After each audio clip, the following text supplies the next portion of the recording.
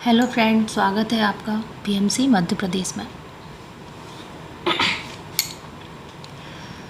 तो आज मैं लेकर आई हूँ 5D के बारे में कि 5D क्या है।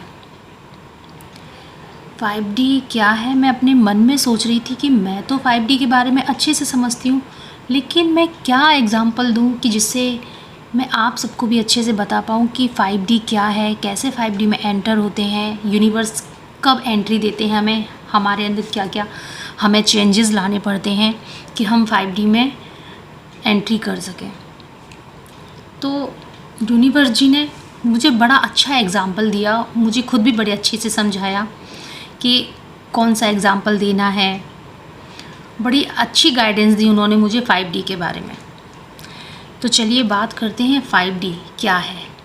तो 5D के लिए हम एग्ज़ाम्पल लेते हैं प्रभु श्री राम जी का और सीता माता का, कि जब वो इस पृथ्वी पर आए तो वो एक साधारण इंसान की तरह आए थे। जिस तरह नॉर्मल इंसान पर दुख तकलीफ़ आती हैं, उसी तरह वो नॉर्मल जीवन लेकर वो भी आए थे, और उसी तरह उन पर भी परेशानियां आई थी।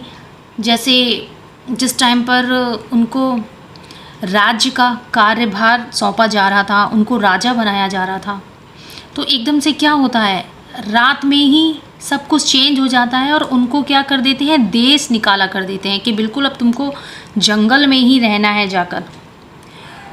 तो जब उनको ये पता चलता है कि वो राजा नहीं बन रहे हैं, बल्कि उनको देश निकाला ही किया जा रहा है, जाओ और जंगल में जाकर रहो, तो प्रभु श्री राम जी ने, माँ सीता माँ ने क्या किया, वो चाहते तो ये बोल सकते थे ना कि हम क्यों जाएं, जंगल में जाकर हम क्यों रहें, वन वन हम क्यों भटकें। वो चाहते तो इस बात का विरोध कर सकते थे और राजा बन सकते थे, मगर उन्होंने ऐसा कुछ भी नहीं किया। क्यों? क्योंकि उनके माता पिता को इस बात से बहुत कष्ट पहुंचेगा। तो 3D आप लोग समझ चुके हैं, तो आपको क्या लगता है कि कोई 3D की सोल इस तरह से करती? जरा सा कहीं भी देख लीजिए, पैसों को लेके या बंटवारे को लेके कितने केस हो जाते हैं घर में और मुकदमे चलने लगते हैं, है ना। तो ये जो श्री राम जी की सोल थी, तो ये कोई मामूली सोल नहीं थी, ये 5D से कनेक्ट थे, ये 5D में थे। इनको बोलते हैं कि इस तरह की सोल 5D में होती हैं। ये कोई छोटी मोटी वाइब्रेशन के नहीं थे। तब जाके उन्होंने स्वीकार भाव में हर चीज़ को स्वीकारा, नहीं हर चीज़ का विरोध करते। उनके लिए ये कोई बड़ी बात तो थी नहीं राजा बनना, उनके लिए तो ये 2 मिनट का काम था। इसी तरह से सीता माता का लीजिए कि ससुराल में वो नई नई आई हैं और उनके स्ट्रगल स्टार्ट हो गए। तो क्या वो नॉर्मल पृथ्वी पर एक साधारण इंसान की तरह आई थी? तो ऐसा हो सकता है कि आप में कोई भी ऐसी हो कि आपकी भी शादी होकर आई हो, आपकी लाइफ में भी स्ट्रगल स्टार्ट हो गए हो। तो इससे ये भी साबित होता है कि आपकी स्पिरिचुअल जर्नी स्टार्ट हो गई है, स्पिरिचुअल अवेकनिंग चल रही है आपकी, बिल्कुल सीता माँ की तरह। बिल्कुल शादी के बाद वो ससुराल आई और किस तरह से वो कोई उन्होंने सुख नहीं उठाया और वो सीधे अपने पति के साथ वन चली गई। वो चाहती तो वो भी सोचती कि मैं क्यों भटकूं वन वन, मैं तो अपने मम्मी पापा के पास चली जाती हूँ, मगर उन्होंने ऐसा बिल्कुल नहीं किया। जिस तरह से हम साधारण इंसान जरा सी परेशानी आने पर ये सोचते हैं कि जैसे कि नहीं, हमें ये फेस नहीं करनी है। कोई भी सीता माता की जगह साधारण स्त्री होती तो वो क्या करती, वो भी यही कहती कि ठीक है मैं अपने मम्मी पापा के यहाँ चली जाऊँगी। और वही जो नॉर्मली 3D वर्ड के लोग करते हैं, विरोध करना, लड़ाई झगड़े करना। तो ये क्या है, ये है 5D। तो भगवान जब हमें 5D में पहुंचाते हैं ना, तो इस तरह के हो सकता है स्ट्रगल हमें फेस करने हो। मैं इसका मतलब ये नहीं बोल रही कि हमें वन वन जाना है, भटकना है। हो सकता है इस तरह की सिचुएशन हमारे सामने वो क्रिएट करते हैं कि देखिए अब तुम इस टाइम पर किस तरह से लेते हो इस चीज़ को, नॉर्मली अवॉइड करते हो, गुस्सा नहीं करते हो, या एकदम से लड़ाई झगड़े पे उतारू हो जाते हो। तो देखिए अगर 3D की सोल होगी तो उसको कुछ समझ में नहीं आएगा, और वो क्या सही है क्या गलत है, जजमेंट देना अपनी कि ये तो गलत है, मैं मेरे साथ ऐसा क्यों। और जो 5D में जिनको एंट्री होनी है या जो 5D में है, वो हर चीज़ को स्वीकार कर रहे हैं बिना लड़ाई झगड़े के, कि हाँ ठीक है जो कुछ आ रहा है, बड़ों ने जो हमारे लिए डिसाइड कर दिया ठीक है, अब इस पर हमें कोई भी अपना जजमेंट नहीं देना है। तो फ्रेंड, ये है फ़र्क 3D से 5D तक का। तो मुझे लगता है कि आपको इस स्टोरी से बहुत अच्छे से समझ में आया होगा कि 5D क्या है।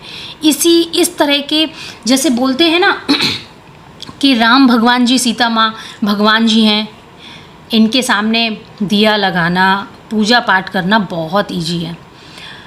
तो मेन क्या होता है कि उनको ये नहीं है कि हमारे सामने दिया लगाओ, चालीसा करो, पाठ करो, कि उनकी तरह बनना। उन्होंने आके जो हमें शिक्षा दी है भगवान रूप में इस पृथ्वी पर आकर, उसको फॉलो करना।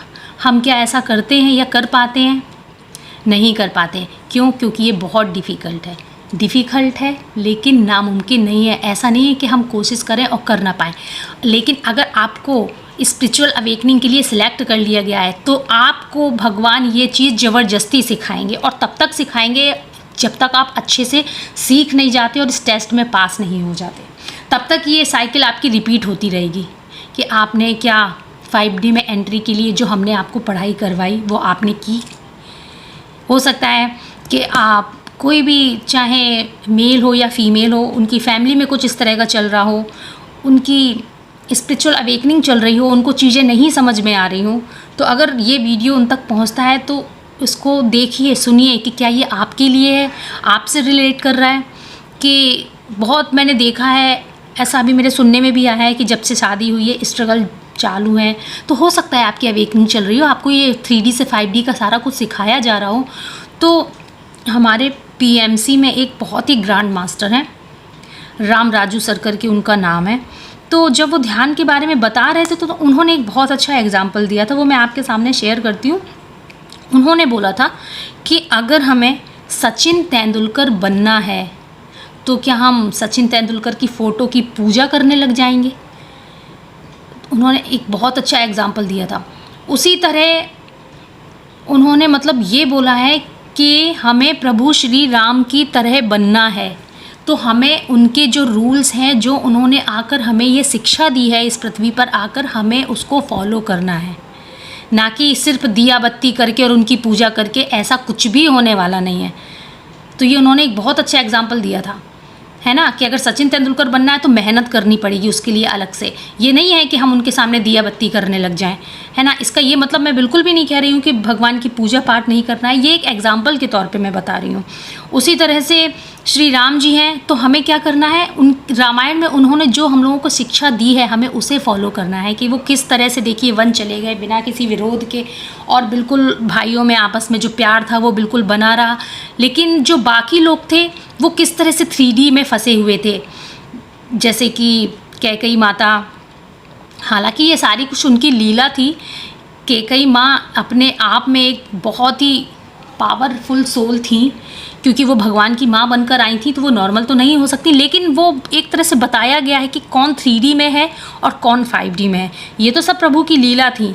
उनकी तो जो पूरी टीम है वो ही डिवाइन टीम है, वो नॉर्मल तो है ही नहीं। लेकिन वो एक जो स्टोरी बन के हमारे सामने आई कि क्या 3D वर्ड है और क्या 5D है। तो देखिए किस तरह से कैकई माता 3D वर्ड में फंसी हुई थी। उनको वो सब बेटे का मोह, राज का कार्यभार, सब उनको लगता था मेरे बेटे को मिल जाए, तो वो 3D में थी। और प्रभु श्री राम जी को देखिए कि किस तरह से उन्होंने हर बात स्वीकार की और वो वन को चले गए।